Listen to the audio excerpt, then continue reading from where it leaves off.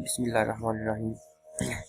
अच्छा class last lecture में हमने देखा था कि रिलेशनल ऑपरेटर क्या होते हैं, फिर हमने देखा था कि बूलियन ऑपरेटर क्या होते हैं, फिर हमने इनकी प्रेसिडेंस के बारे में पढ़ा था, फिर हमने देखा था कि अगर कोई एक्सप्रेशन ट्रू है तो उसका क्या मतलब है, फिर हमने पढ़ा था कि अगर कोई एक्सप्रेशन फॉल्स है तो उसका क्या मतलब है। ट्रू का मतलब है कि वो उसकी बाइनरी वैल्यू लॉजिकल 1 होती है और फॉल्स का मतलब है कि उसकी बाइनरी वैल्यू 0 होती है। ठीक है, उन्हीं की एक्सप्रेशन की बेस के ऊपर ना हम इफ एल्स कंडीशन पढ़ेंगे।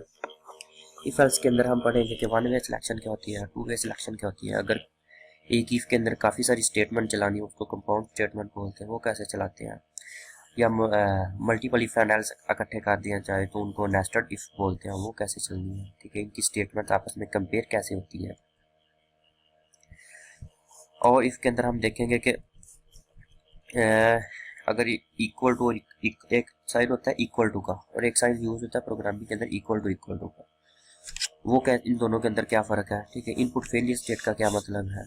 ठीक है, और कंडीशनल ऑपरेटर का क्या मतलब है। कंडीशनल ऑपरेटर का हमने अभी तक एक ऑपरेटर पढ़ा था बाइनरी, दूसरे ऑपरेटर पढ़े थे यूनरी। बाइनरी ऑपरेटर ऐसे थे जो दो ऑपरेटर के दरमियान यूज होते थे। यूनरी ऑपरेटर जो एक ही ऑपरेटर यूनरी ऑपरेटर जो एक ही ऑपरेंड के साथ यूज होता है। लेकिन इसमें हम टर्शरी ऑपरेटर भी पढ़े थे जो कि 3 ऑपरेटर के साथ यूज होते हैं। वो क्या है वो हम उसको देखेंगे। आज हम देखते हैं कि पहले देखते हैं कि वन वे सिलेक्शन का क्या मतलब है।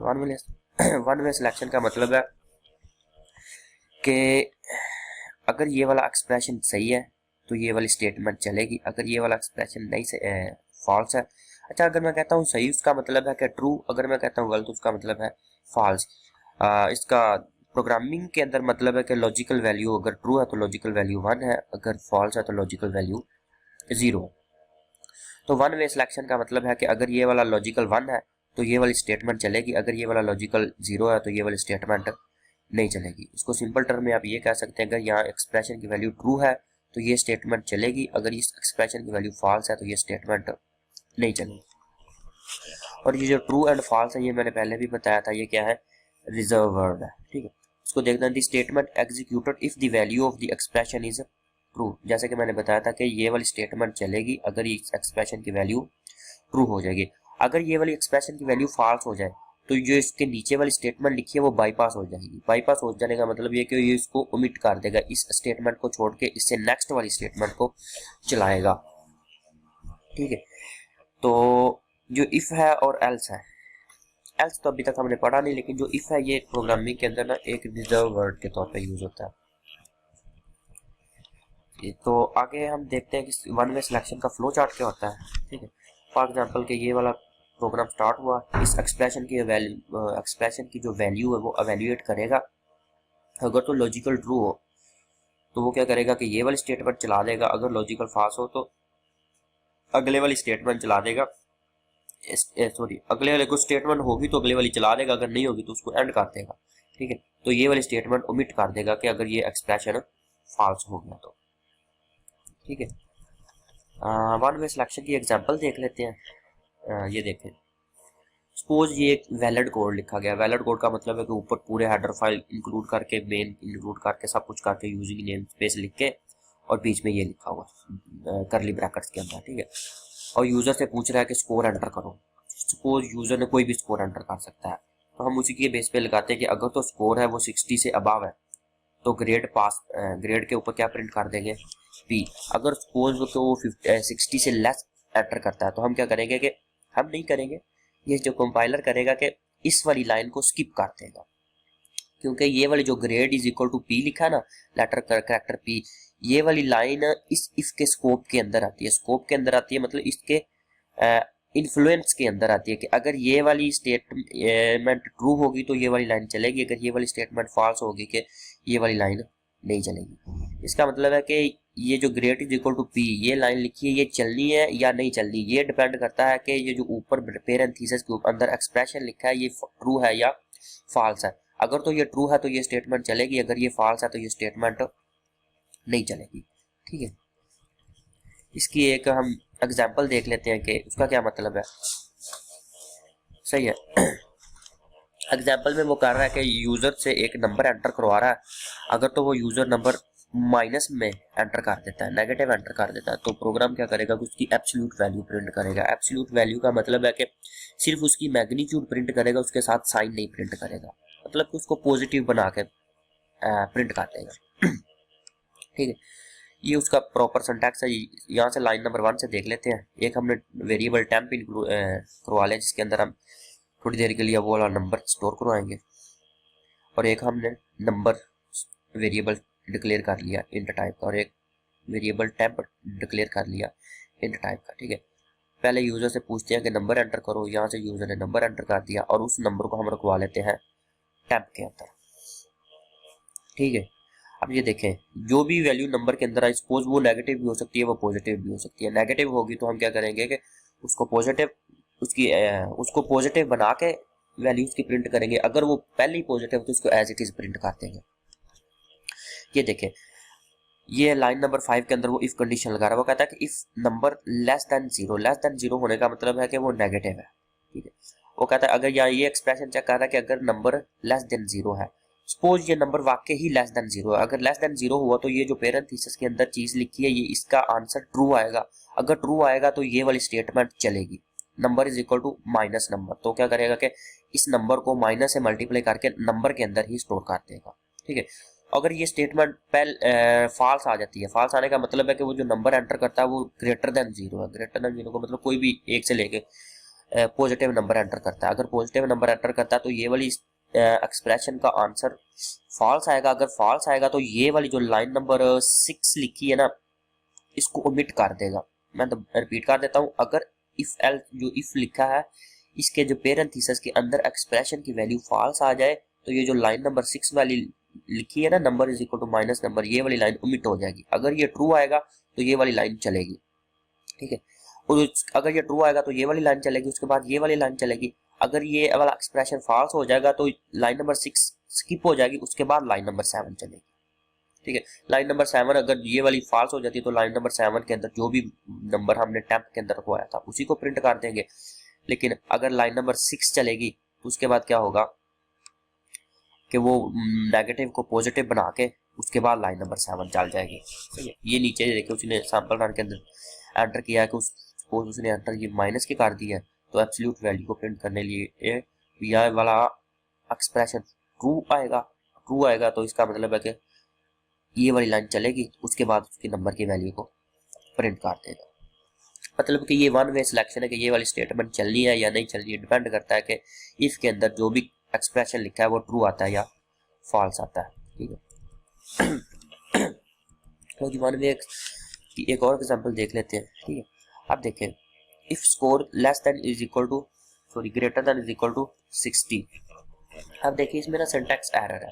सिंटैक्स एरर का मतलब है कि यहाँ पे कोई चीज़ मिसिंग है जिसको कंपाइलर नहीं अंडरस्टैंड कर रहा। तो उसके लिए उन्होंने पहले देखा था कि इफ कंडीशन लिखने के लिए हम क्या करते हैं, इफ डालते हैं, इफ लिखते हैं, फिर उसके बाद पेरेंथीसिस के अंदर एक्सप्रेशन लिखते हैं। ऊपर वाली में देखें यहाँ पे पेरेंथीसिस मिसिंग है तो इसीलिए वो एरर दे रहा है। ठीक है, और नीचे वाली स्टेटमेंट देखें बिल्कुल सही लिखी है, if score greater than is equal to 60 grade P is equal to P. तो इसका मतलब है कि ये वाली लाइन बिल्कुल सही लिखी है, और अगर ये वाला एक्सप्रेशन ट्रू होगा तो ये वाली लाइन चल जाएगी।